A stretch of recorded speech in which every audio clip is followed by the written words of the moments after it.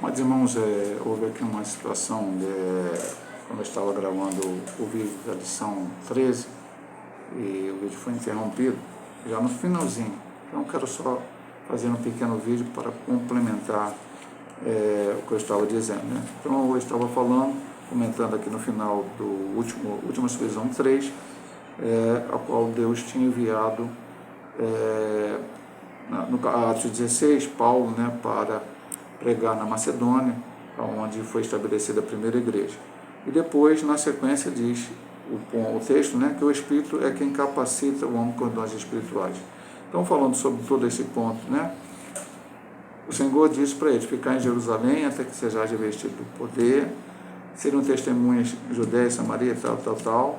E depois ele diz, fala sobre essa questão da separação de Paulo e Silas. Então, como nós vemos aqui, a igreja enviada pela Trindade. O Pai deu a missão, o Filho veio fazer e enviou a igreja, e o Espírito Santo agora, ele dirige a igreja nesta missão de pregar o Evangelho a toda a criatura, inclusive capacitando com os dons espirituais, como já falamos até nos pontos anteriores. Vamos aqui terminar agora com a conclusão. A Trindade está presente em toda a história da salvação, desde a nossa eleição, formação, santificação e envio.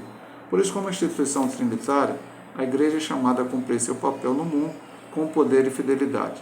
Essa igreja vive, persevera e cumpre sua missão mediante a comunhão com Deus triuno. Essa doutrina não é abstrata, mas prática, viva e transformadora. Eu achei interessante quando ele falou que não era uma doutrina abstrata, mas uma doutrina prática. Isso é muito interessante. Então, ela está presente em toda a história, não só da salvação, mas na história da criação, enfim. Sempre nós vamos ver a obra da Trindade. E como ele disse desde o início lá, né? Ele fala que desde a eleição, formação, santificação e envio. Basicamente, Deus planejou a morte da salvação, planejou a obra da salvação. Cristo veio morrer na cruz do Calvário e o Espírito Santo veio santificar a igreja e capacitar ela para que pudesse pregar o Evangelho a toda a criatura. Que Deus seja louvado, agradecemos a Deus por esse trimestre, né, pela vida do pastor Douglas Batista, pela CPAD.